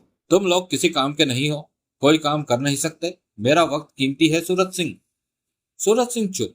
वह जानता था रूपक लाल पहले बोलकर ठंडा हो जाए फिर असल बात करेगा। इतना बढ़िया मौका हाथ से निकाल दिया मैं। हो जाता है सेठ जी, कभी कभी ऐसा भी। सूरज सिंह पास आता हुआ बोला। सुजान सिंह कहाँ है? वह भाई खंडाला में है। सूरज सिंह ने शांत स्वर में कहा। उसकी टांग पर गोली लग गई है। यह कहकर सूरज सिंह कुर्सी पर बैठ गया। गोली? रूपक लाल चौंका। हाँ, गोली अमित को लगने जा रही थी कि भाई ने अपनी टांग आगे कर दी। अच्छा हुआ अमित बच गया, क्योंकि आपको तो अमित जिंदा चाहिए था। टांग का क्या है, ठीक होती रहेगी। सूरज सिंह के होठों पर मुस्कुराहट उभरी। रूपक लाल चंदोलिया कुछ क्षणों तक सोच भरी मुद्रा में टहलता रहा। सूरज सिंह रूपक लाल को देखता आराम से कष्ट लेता रहा। रूपक लाल ठिठका। तुम्हारा भाई घायल हो गया है, तुम अकेले रह गए हो, ऐसे में काम कैसे करोगे? मेरे अकेले रहने या ना रहने से कोई फर्क नहीं पड़ता। सूरज सिंह बात काट कर क्या उठा। मैं तो मिनटों में बढ़िया से बढ़िया बंदों की फौज इकट्ठी कर सकता हूँ, लेकिन भागीरथ आपसे कहीं ज्यादा चालाक निकला। क्या मतलब? रूपक लाल के होठ बिछ गए। उसने अपने बेटे को बचाने के लिए ऐसा आदमी सामने खड़ा कर दिया है कि जिसका तोड़ आसान नहीं है। कौन है वह? रूपक लाल चंदोलिया के होठ बिछ गए। देवराज चौहान। कौन देवराज चौहान? देवराज चौहान ऐसा इंसान है कि जिसके बारे में ज्यादा कुछ कहना ठीक नहीं। आपको इतना ही समझ लेना चाहिए कि जब तक देवराज चौहान भागीरथ के बेटे का बचाव कर रहा है तब तक वह बिल्कुल सुरक्षित है।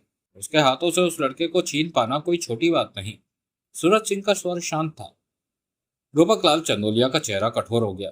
मैं देवराज चौहान को खरीद लूंगा, उसे इतना पैसा। आप ताजमहल खरीद सकते हैं? सूरज सिंह मुस्कुराया। ताजमहल? हाँ, उसी की बात कर रहा हूं मैं। खरीद सकते हैं आप उसे? तुम कहना क्या चाहते हो? इतना ही कि अगर आप ताजमहल खरीद सकते हैं तो देवराज चौहान को भी खरीद सकते हैं। ताजमहल नहीं खरीद सकते तो समझिए देवराज चौहान को भी नहीं खरीद सकते। मेरी बात शायद आपकी समझ में नहीं आई। समझाता हूँ। दरअसल देवराज चौहान एक बार जो सौदा कर लेता है उस पर कायम रहता है। साफ मन से काम करता है, कोई धोखेबाजी नहीं। अभी तक तो दौलत के ऐसे किसी ढेर के बारे में नहीं सुना गया जिसकी वजह से देवराज चौहान ने किसी के साथ धोखेबाजी की हो। रूपक लाल चंदोलिया का चेहरा गुस्से से सुर्ख हो गया। तुम्हारा मतलब कि अमित मेरे हाथों नहीं आएगा? तुम यह काम नहीं कर सकते? ऐसा मैंने कब कहा? सूरज सिंह जहरीले स्वर में बोला। रूपक लाल ने सूरज सिंह को घूरा। मैंने ऐसा कुछ बोला नहीं। रूपक लाल चंदोलिया के दांत भींचे हुए थे। तो फिर मेरे को लेकर वही बात कीजिए जो मैंने कही हो। मेरे कहने का मतलब यह है कि इस काम के लिए आप किसी के भी पास जाएंगे, वह आपसे तगड़े नोट झाड़ेगा और बोलेगा मैं ठोक बजाकर काम कर दूंगा, लेकिन वह कुछ नहीं कर पाएगा। कोई कुछ नहीं कर पाएगा क्योंकि सामने देवराज चौहान है। रूपक लाल के होठ पीछे रहे। मेरी नजर में कोई है जो देवराज चौहान का मुकाबला कर सकता है, उसके हाथों से अमित को ला सकता है। कौन? कौन है वह? जल्दी नहीं सेठ जी, जरा आराम से, इतनी स्पीड मत पकड़िए। सूरज सिंह एकाएक मुस्कुराया। क्या मतलब? मैंने आपको उसके बारे में बता दिया, तो इसमें मेरा क्या फायदा? तुम्हें इस काम की मुनासिब कीमत? मुझे बार बार कीमत बदलने की आदत नहीं है। सूरज सिंह ने रूपक लाल की आंखों में झांक कर कहा, कीमत तो मैं वही लूंगा जो हम में तय हो चुकी है।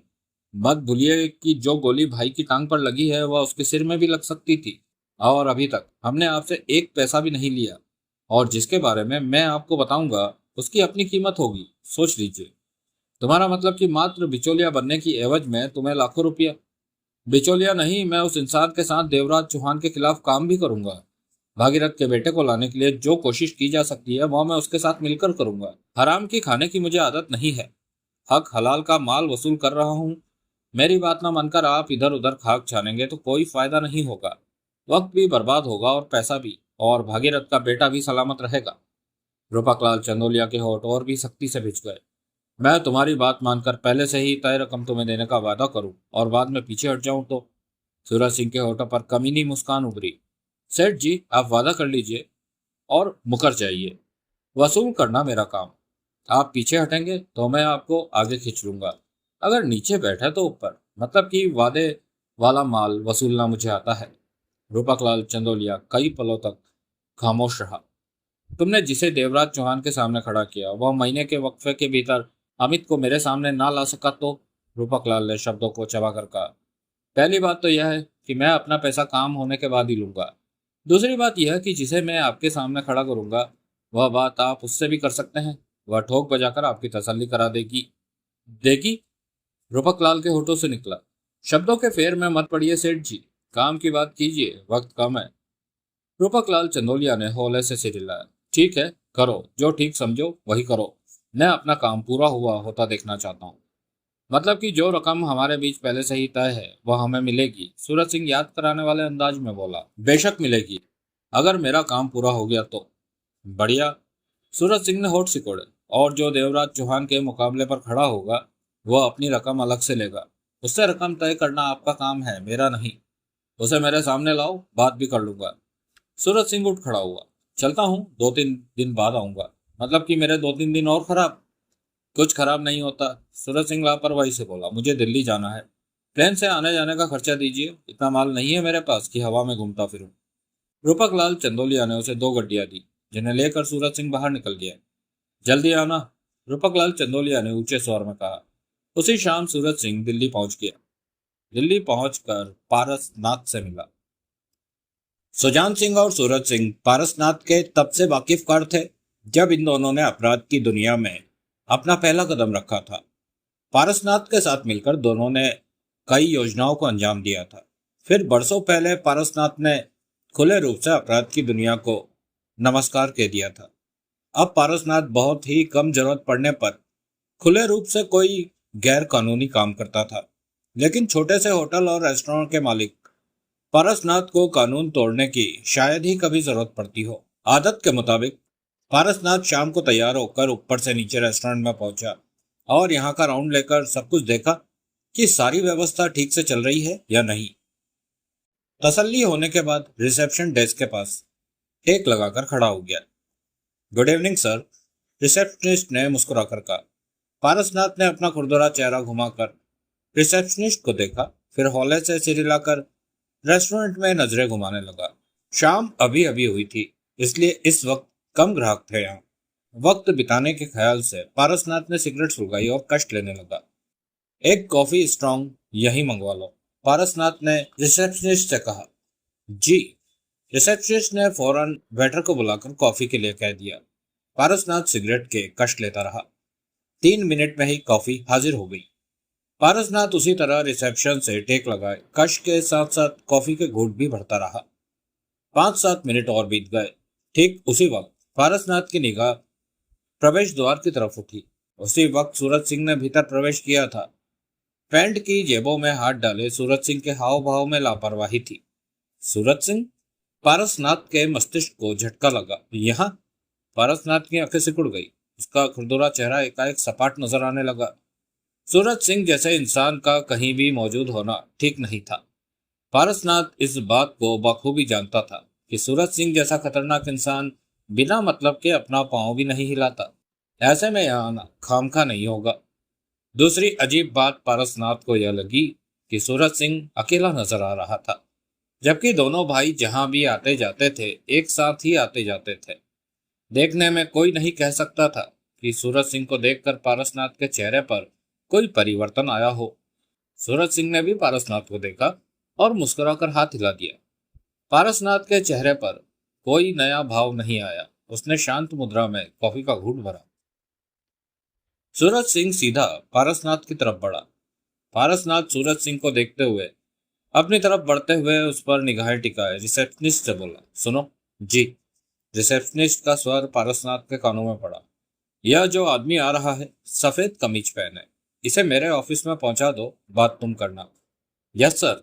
रिसेप्शनिस्ट की सतर्क निगाह सूरज सिंह की तरफ उठ गई और वेटर को बुलाने के लिए रिसेप्शनिस्ट ने डेस्क के नीचे लगी बेल का बटन दबा दिया। इतने में ही सूरज सिंह पास आ पहुंचा। कैसे हो पारसनाथ?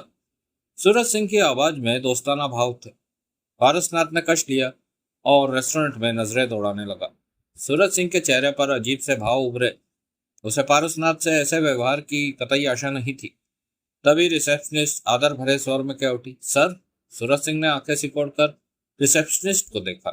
आप कृपया ऑफिस में बैठिए, मालिक वहीं पहुंच रहे हैं। सूरज सिंह के चेहरे पर उभरा तनाव खत्म हो गया। तभी वेटर आया। रिसेप्शनिस्ट ने सूरज सिंह को वेटर के साथ ऑफिस की तरफ रवाना कर दिया। जाते हुए सूरज सिंह ने पारसनाथ पर नजर नहीं मारी। वहीं खड़े पारसनाथ ने शांत ढंग से कॉफी खत्म की, परंतु दिमाग सूरज सिंह की तरफ था कि वह उसके पास क्यों आया है। सूरज सिंह का उसके रेस्टोरेंट में आना उसे कोई खास अच्छा नहीं लग रहा था। सिगरेट का आखिरी कष्ट लेकर पारसनाथ ने उसे रिसेप्शन पर मौजूद एशट्रे में मसला, फिर पलटकर अपने ऑफिस की तरफ बढ़ता चला गया। वेटर सूरज सिंह को पारसनाथ के ऑफिस में छोड़ गया। पारसनाथ के व्यवहार से सूरज सिंह को इस बात का एहसास हो गया कि पारसनाथ को उसका आना पसंद नहीं आया। मुद्दत बाद की मुलाकात पर पारसनाथ को उसका जिस तरह का स्वागत करना चाहिए था वह नहीं किया, और जैसा स्वागत हुआ था वैसे स्वागत के बारे में उसने सोचा भी ना था। वेटर के जाते ही सूरज सिंह की निगाहें सजे सजाए ऑफिस में दौड़ने लगी। मन ही मन इस बात को लेकर जलन भी हुई कि पारसनाथ ने खुद को जमा लिया है, स्थापित कर लिया है, और वे दोनों भाई अभी तक वैसे ही खुद को खतरे में डाले भागते फिर रहे हैं। कुछ पल खड़ा सूरज सिंह सोचता रहा, फिर होठ सिकोड़े आगे बढ़ा और टेबल के गिर्द घूमकर दूसरी तरफ पहुंचकर टेबल की ड्रॉर चेक की। एक खुली थी, बाकी बंद थी। खुली ड्रॉर में चाबियां पड़ी थी अन्य ड्रॉवर्स की। सूरज सिंह ने जल्दी से चाबी लगाकर बाकी ड्रॉर भी खोले। सबसे ऊपरी ड्रॉर में रिवॉल्वर पड़ा नजर आया। सूरज सिंह ने जल्दी से रिवॉल्वर उठाकर उसका चैम्बर चेक किया। चैम्बर भरा पड़ा था। सूरज सिंह ने फौरन चैम्बर खाली किया और गोलियां अपनी जेब में डालकर रिवॉल्वर को वैसे ही ड्रॉर में रखा। फिर सब ड्रॉर को लॉक करके चाबी वैसी की वैसी रख दी। उसके बाद टेबल के दूसरी तरफ आकर कुर्सी खींची और बैठकर सिगरेट सुलगा ली। अभी 2 कश ही लिए होंगे कि पारसनाथ ने भीतर प्रवेश किया। सूरज सिंह मुस्कुराकर खड़ा हो गया। पारसनाथ भी मुस्कुराया। दोनों गले मिले, अलग हुए। कैसे हो सूरज? पारसनाथ ने अपने खुरदरे चेहरे पर हाथ फेरा। ठीक हूँ, तुम्हारा काम धाम तो बढ़िया चल रहा है, पूछने की जरूरत नहीं, देखने से ही नजर आ रहा है। पारसनाथ हंसा। टेबल के उस पार कुर्सी पर बैठता हुआ बोला, सब कुछ बढ़िया चल रहा है भाई। पुलिस के लफड़े से दूर हो गया हूँ, अब चैन से नींद आती है। सूरज सिंह ऑफिस में नजरें दौड़ा रहा था। क्या देख रहे हो? कुछ नहीं, तुम्हारे ठाट बाट देख रहा हूँ। खैर, मैं भी खतरे वाले काम छोड़ दूंगा, तुम्हारी तरह कोई ठीक ठाक काम शुरू कर दूंगा कि आराम से बाकी की जिंदगी कट जाए। अब तो उम्र भी बढ़ने लगी है। सूरज सिंह हंसकर बोला। पारसनाथ के खुरदुरे चेहरे पर मुस्कान उभरी। उसने एक सिगरेट सुलगाई। तुमने रिसेप्शन पर मिलना गवारा नहीं किया। सूरज सिंह के स्वर में शिकायत थी। वहां हमारी मुलाकात ठीक नहीं थी, इसलिए कि मैं लफाड़ी हूँ, कोई कमाल करके बसता फिर न रहा हूँ। सूरज सिंह मुस्कुराया। हाँ, और तुम तो इज्जतदार हो गए हो, हम लोगों की बिरादरी के बाहर के हो गए हो। स्वर चुपता हुआ सा था। पारसनाथ की आंखें सिकुड़ी। तुम्हारे इस सवाल का जवाब हाँ भी है और ना भी। पारसनाथ का स्वर सपाट था। सूरज सिंह ने उसकी आंखों में झांका। पारसनाथ ने उसकी आंखों में। वर्षों पहले तुम जैसे थे वैसे ही हो पारसनाथ, जरा भी नहीं बदले। आजकल मैंने तैरना बंद कर रखा है। पारसनाथ की आवाज शांत थी। लेकिन तैरना भूला नहीं हूं। तैराक कभी भी तैरना नहीं भूलता। तैरना मजबूरी बन जाती है तैराक की। ठीक कहते हो। सूरज सिंह हंसा। मेरा निशाना आज भी वैसा ही है, लेकिन तुम्हारा तो शुरू से ही बेहतर रहा है। पारसनाथ उसकी आंखों में ही देख रहा था। मैं वैसा ही हूँ सूरज सिंह, जैसा बरसों पहले था, जब हमने एक साथ कई काम किए थे। सूरज सिंह मुस्कुराया, बोला कुछ नहीं। तुम अकेले नजर आ रहे हो। सुजान सिंह कहाँ है? पारसनाथ का स्वर सपाट था। भाई को गोली लग गई है। सूरज सिंह ने गहरी सांस ली। गोली? हाँ, टांग पर, बच गया। महीना 2 महीना बेड पर पड़ा रहना पड़ेगा उसे। पारसनाथ ने यह नहीं पूछा कि गोली क्यों और कैसे लगी। क्या लोगे? विस्की चल जाएगी। पारसनाथ ने बिना कुछ कहे नीचे वाली टेबल की ड्रॉर खोली और उसमें से बोतल और गिलास हासिल करके टेबल पर रखा। बढ़िया। सूरज सिंह बोतल थाम कर मुस्कुराया। विदेशी माल है, कीमती है, खास अपने लिए रखी होगी। पारसनाथ ने सिगरेट का कश लिया। तुम नहीं लोगे? यह मेरे काम का वक्त है। पारसनाथ की आवाज भावहीन थी। ओह, मैं तो भूल ही गया कि तुम शरीफों की गिनती में आ गए हो। सूरज सिंह की आवाज में व्यंग का भाव था। उसने बोतल खोलकर विस्की गिलास में डाली। तुम्हें तो पता ही है कि मैं विस्की में मिलावट पसंद नहीं करता। कहने के साथ ही उसने गिलास में से विस्की के 2 तगड़े घूंट भरे। वाह, ऐसी 2-4 बोतलें मुझे भी मंगवा देना। अच्छा माल है, पीते हुए ऐसे लग रहा है जैसे शरबत हो। पारसनाथ ने कष्ट लेकर सिगरेट एस्ट्रे में मसली। कैसे आना हुआ? सूरज सिंह ने विस्की का गिलास एक ही सांस में खाली कर दिया। इस विस्की का तो जवाब नहीं। सूरज सिंह ने खाली गिलास टेबल पर रखते हुए कहा। 2-3 साल पहले जब तू मिला था तो तूने किसी नगीने का जिक्र किया था। कोई मोटा, कोई भारी काम हो जिसमें बड़ी दौलत हो तो तुम्हें बताऊं, तुम करवा दोगे। नगीना? पारसनाथ का चेहरा सपाट ही रहा। हाँ, अंडरवर्ल्ड का नगीना, याद आया? पारसनाथ सूरज सिंह को देखता रहा। सूरज सिंह ने पुनः ग्लास में विस्की डाल दी। आया? पारसनाथ ने नई सिगरेट सुलगा ली। उस नगीने का नाम मोना चौधरी ही बताया था ना तुमने? हाँ, मोना चौधरी की जरूरत पड़ गई है। वह तुम्हारे लिए काम नहीं करेगी। पारसनाथ का स्वर सपाट था। पहले उससे तो पूछ लो। सूरज सिंह मुस्कुराया। जो मैंने कहा समझो मोना चौधरी ने ही कहा है। ऐसा? पारसनाथ उसे देखता रहा। सूरज सिंह ने विस्की का आधी गिलास खाली कर दिया। सुना है बड़ी मारक चीज है मोना चौधरी। कहते हुए सूरज सिंह ने अपने कौवे की चोट जैसी नाक को मसला। पारसनाथ का खुरदुरा चेहरा और भी कठोर हो गया। तुमने उसे बिना कपड़ों के तो देखा होगा। सूरज सिंह दांत फाड़कर हंसा। पारसनाथ के दांत भिज गए। उसने आराम से ड्रॉज खोली और ऊपर पड़ी रिवॉल्वर उठाकर उसका रुख सूरज सिंह की तरफ कर दिया। सूरज सिंह रिवॉल्वर पर निगाह मारकर मुस्कुराया। उठो और अभी यहाँ से चले जाओ। पारसनाथ का स्वर सपाट था। नाराज हो गए? उठो। पारसनाथ के होठ बिछ गए।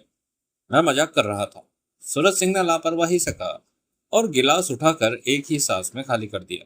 इस मजाक से यह भी जाहिर हो गया कि तेरा खून पहले जैसा ही गर्म है। मुझे तो यह देखना था कि मैं कौन से वाले पारसनाथ से बात कर रहा हूँ, पहले वाले या अब वाले। पारसनाथ भीचे होठों से उसे देखता रहा। सूरज सिंह ने जेब से रिवॉल्वर की गोलियां निकाली और टेबल पर रखता हुआ बोला, तुम्हारा रिवॉल्वर खाली है। मुझे मालूम था कि मेरे मजाक पर तुम्हें गुस्सा आएगा और तुम रिवॉल्वर निकाल लोगे। जल्दबाजी में कोई गोली ना चला दो, इसलिए मैंने गोलियां निकाल ली थी। कहने के साथ ही सूरज सिंह ने जेब से पैकेट निकाला और सिगरेट सुलगा ली। सूरज सिंह को घूरते पारसनाथ ने चेंबर खोला और टेबल पर पड़ी गोलियां खाली चेंबर में भरने लगा। उसका खुरदुरा चेहरा कठोर हुआ पड़ा था। मैं जानता हूं तुम किसी लड़की औरत के बारे में गलत लफ्ज नहीं सुनते। तुम्हारी पुरानी आदत है कि औरत जात की इज्जत करो। एक बार इसी बात को लेकर तुमने मेरी तगड़ी ठुकाई भी की थी, जब हम एक घर को लूट रहे थे और घर में मौजूद औरत पर मैंने हाथ डालना चाहा था। पुरानी बात है, 15 साल हो गए। चैम्बर भरकर पारसनाथ ने रिवॉल्वर का चैम्बर बंद किया और रिवॉल्वर वापस ड्रॉर में रखी। चले जाओ सूरज, मैं इस समय व्यस्त हूँ। पारसनाथ ने अपने चेहरे पर हाथ फेरा। सूरज सिंह के चेहरे पर गंभीरता के भाव उभरे। मैं मुंबई से खास तौर से इसी काम के लिए आया हूँ। एयरपोर्ट से उतरा और सीधा तुम्हारे पास आ गया। एक काम में मोना चौधरी की सख्त जरूरत है। मुझे नहीं, किसी और को मोना चौधरी की जरूरत है। मेरी इतनी औकात कहाँ कि मैं मोना चौधरी से कोई काम करवा सकूं। सूरज सिंह की आवाज शांत थी। जिसे मोना चौधरी की जरूरत है वह करोड़पति अरबपति इंसान है और अपने काम के लिए मुंह मांगी दौलत दे सकता है। पारसनाथ की आंखें सिकुड़ी। मुंह मांगी? हाँ, कितनी मुंह मांगी? इतनी मुंह मांगी जो लेने और देने वाले को दोनों को ठीक लगे। सूरज सिंह ने गंभीर स्वर में कहा, काम क्या है? पारसनाथ ने सूरज सिंह के चेहरे पर निगाहें टिकाए कहा, किसी का अपहरण करना है। अपहरण? हाँ। यह मामूली काम तो तुम भी कर सकते हो। पारसनाथ ने उसकी आंखों में झांका। कोशिश की थी लेकिन बात नहीं बनी। भाई गोली खा बैठा, मैं बच गया। क्यों? पारसनाथ की आवाज शांत ही थी। मामूली सा काम नहीं कर सके? ऐसी बात नहीं है। सूरज सिंह ने गिलास में विस्की डाली। हम कर लेते, लेकिन जिसका अपहरण होने वाला है उसे मालूम है। उसने अपनी सुरक्षा के पुख्ता इंतजाम कर रखे हैं। 4 आदमी उसे बचाने के लिए हर वक्त उसके पास रहते हैं। निशानेबाज भी हैं। अगर भाई की टांग में गोली न लगी होती तो यह काम हमने ही निपटा लेना था। सूरज सिंह ने जानबूझकर इस बात का जिक्र नहीं किया कि जिसका अपहरण करना है उसके पैरे पर देवराज चौहान जैसा इंसान मौजूद है। सूरज सिंह नहीं चाहता था कि देवराज चौहान का नाम सुनकर पारसनाथ कहीं हत्थे से उखड़ न बैठे। पारसनाथ ने कष्ट लिया। चेहरे पर सोच के भाव थे। इस काम को और लोग भी तो कर सकते हैं। मोना चौधरी की खास तौर से क्या जरूरत पड़ गई? सूरज सिंह ने घूंट भरा, फिर सिर हिलाया। बहुत तीखी विस्की है, मैं तो मीठी समझ रहा था। अब रंग दिखा रही है। सूरज सिंह ने कहा, फिर सिर हिलाकर बोला, तुम्हारी बात सही है कि इस काम को किसी और से भी करवाया जा सकता है, लेकिन पार्टी अपनी ही बात में फंस चुकी है। पार्टी ने दूसरी पार्टी को खुला चैलेंज दिया है कि वह 1 महीने के भीतर ही भीतर उसका अपहरण कर लेगा। ना कर सका तो उसके बाद उसे कुछ नहीं कहेगा। दोनों की आपस में खुंदकबाजी है, हमें क्या? सूरज सिंह ने अपनी आवाज में लापरवाही भर ली। उस 1 महीने के वक्फे में से 3-4 दिन तो बीत ही चुके हैं। पार्टी हर हाल में उसका अपहरण कर लेना चाहती है और वह किसी तरह का रिस्क नहीं लेना चाहती कि बाद में उसे कामयाबी मिले। पार्टी हर हाल में कामयाबी चाहती है। यही वजह है कि इस काम को वह किसी ऐसे इंसान के हवाले करना चाहती है जिसके बारे में पूरा विश्वास हो कि वह काम निपटा देगी, और इस बात की गारंटी मोना चौधरी के अलावा और कौन दे सकता है? पारसनाथ ने पुनः कष्ट लिया। पार्टी कौन है? रूपक लाल चंदोलिया नाम है उसका, मुंबई का है, और यह तो पहले ही बता चुका हूँ कि करोड़पति अरबपति है। काम पूरा होने पर तयशुदा मुंह मांगी रकम देगा। फायदे का सौदा है। सूरज सिंह मुस्कुराया। काम होने के बाद बात की जा सकती है, पहले भी दे सकता है। सूरज सिंह ने फौरन कहा। पारसनाथ ने सूरज सिंह को घूरते हुए कष्ट लिया। आजकल तूने ज्यादा अक्लमंद बनना शुरू कर दिया है। क्या मतलब? मोना चौधरी की जरूरत इस मामले में इसलिए आन पड़ी है कि आम इंसान का अपहरण करने में कोई खास रुकावट आ रही है, तभी तो मुंह मांगी दौलत दी जा रही है। सच क्यों नहीं बोलता तू? तेरे को पहले ही समझ जाना चाहिए कि मुंह मांगी दौलत का मतलब क्या होता है। दोनों पार्टियों में दुश्मनी की वजह क्या है? दोनों बड़े सेठ हैं, 50 वजह हो सकती है। सूरज सिंह ने लापरवाही से बात टालने वाले अंदाज में कहा, अगर यह जानना जरूरी है तो पार्टी से मालूम कर लेना। तेरे को नहीं पता? नहीं। सूरज सिंह ने झूठ बोला। पार्टी दूसरे का अपहरण करके क्या करना चाहती है, पता नहीं। पारसनाथ ने सूरज सिंह को घूरा। बातों को हवा में उड़ा रहा है तू?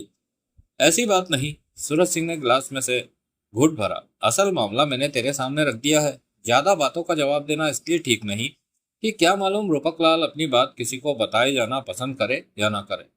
जो बात जानने योग्य हो वह रूपकलाल से खुद ही कर लेना, ठीक है। पारसनाथ ने सोच भरे अंदाज में कश दिया।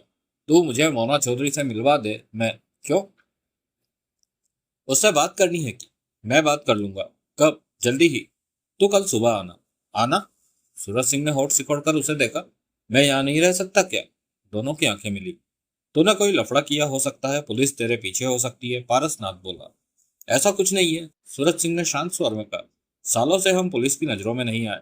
मेरे से झूठ मत बोलना। ऐसी बातों में मैं झूठ नहीं बोलता। पारसनाथ ने बेल बजाकर वेटर को बुलाया। इन साहब को सबसे ऊपर वाले कमरे में छोड़ दो। उस कमरे की चाबी कांत के पास है। जी साहब जी। पारसनाथ ने सूरज सिंह को देखा। कमरे में जाने के बाद तुम बाहर नहीं निकलोगे? नहीं निकलूंगा। सूरज सिंह ने सिर हिलाया।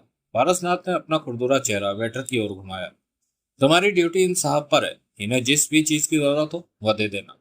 जी साहब जी। तो आज तुम बात कर लोगे? सूरज सिंह उठते हुए बोला। तुम कमरे में आराम करो, पारसनाथ ने शांत स्वर में कहा। जल्दी ही तुमसे बात करूंगा। सूरज सिंह ने सिर हिलाकर टेबल पर पड़ी बोतल उठानी चाहिए तो पारसनाथ बोला। बोतल तुम्हारे कमरे में पहुंच जाएगी। इसी ब्रांड की भेजना, सूरज सिंह ने हंसकर कहा और वेटर के साथ कमरे से निकल गया।